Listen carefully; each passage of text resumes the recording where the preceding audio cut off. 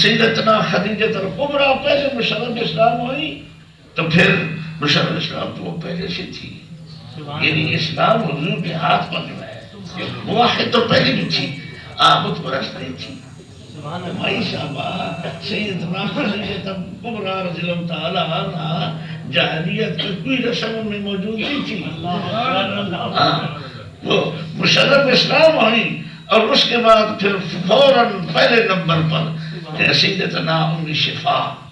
سیدنا عبد الرحمن بن عوف کی والدہ مشرف اسلام ہے، اس نے فرماتی ہے انا اول الناس اسلاما، اسی وجہ سے میں تمام لوگوں سے پہلے اسلام قبول کیا ہے۔ اللہ تعالیٰ اپنی رضوان نازل فرمائے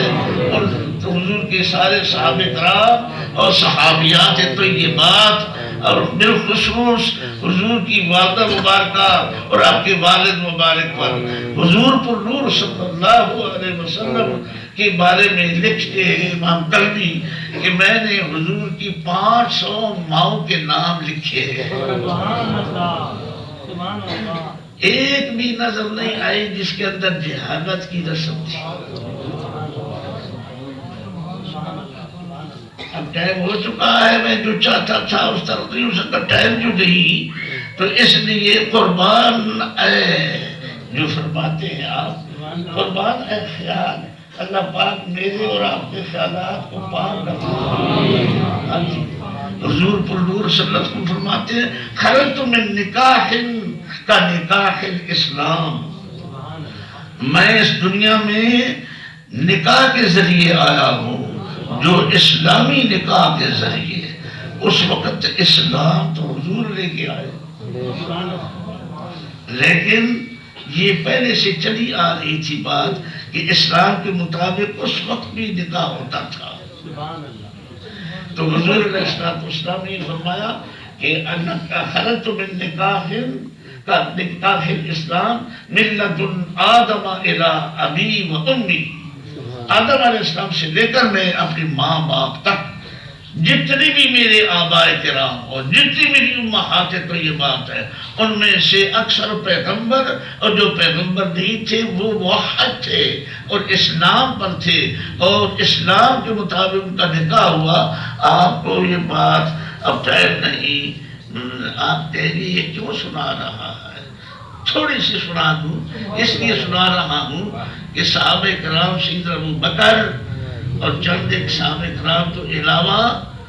تمام صحابہ کرام بت پرست تھے اور گناہ کرتے تھے۔ یہ تو کمال میرے رب کا ہے، جس کا کمال یہ ہے کہ میں بیان نہیں کر سکتا۔ یہ کمال تو اللہ کا ہے اور پھر اللہ کے رسول صلی اللہ علیہ وسلم کا ہے، وہ ان کو توبہ کرائی، ان کو اسلام عطا کیا، ایمان عطا کیا اور غوث قطب سے بھی اونچا درجہ دے دیا۔ یہ نہ سمجھنا کہ گناہ کرنا شروع کر دو۔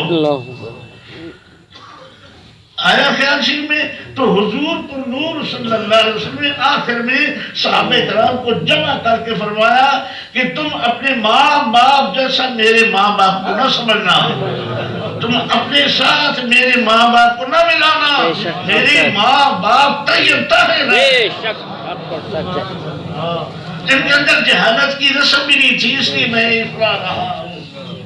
اور انشاءاللہ اللہ نے چاہا تو اور پھر زندگی رہی، اللہ نے چاہا تو پھر اور بھی سناؤں گا۔ اللہ تعالیٰ حضور پر نور صلی اللہ علیہ وسلم کے صدقے آپ کی فضیلت، آپ کی خصوصیت، آپ کی طہارت، آپ کے نور کی برکت مجھے اور آپ کو نصیب فرمائے، ہمارا خاتمہ ایمان کامل فرمائے، وآخر دعوانا